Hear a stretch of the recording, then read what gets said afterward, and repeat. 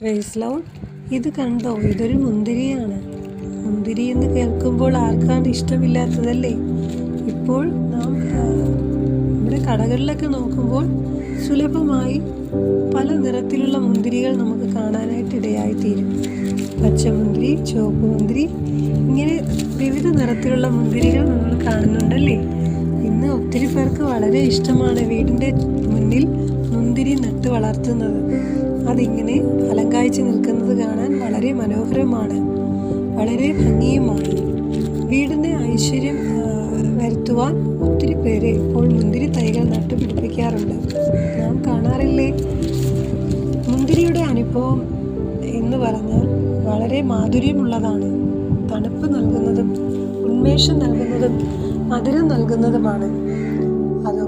അതുപോലെ തന്നെ വേദപുസ്തകത്തിൽ യേശുക്രിസ്തു നമ്മെ ഓരോരുത്തരെയും ക്രിസ്തുവാകുന്ന മുന്തിരിവള്ളിയോട് ചേർന്ന് നിൽക്കുന്ന കൊമ്പുകളായിട്ടാണ് നമ്മെ വിശേഷിപ്പിക്കുന്നത്. അങ്ങനെയെങ്കിൽ നാമും മുന്തിരി എന്ന ഫലം നൽകുന്ന നല്ലൊരു മുന്തിരിവള്ളി വൃക്ഷം തന്നെയാണ്.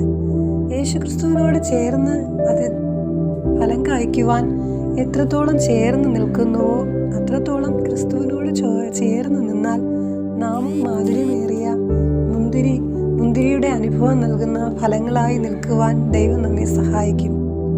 ഈ ദിവസങ്ങളിൽ നല്ലൊരു മുന്തിരിയുടെ വള്ളിയുടെ അനുഭവം നൽകുവാൻ, നല്ല ഫലം കായ്ക്കുന്ന ഫ്രൂട്ട്സിൻ്റെ മാധുര്യം നമ്മുടെ പ്രവൃത്തിയിലും വാക്കിലും ജീവിതത്തിൻ്റെ എല്ലാ മേഖലകളിലും ഉണ്ടായിരിക്കാൻ ദൈവം സഹായിക്കട്ടെ എന്ന വാക്കുകളോടെ നിർത്തുന്നു. God bless you.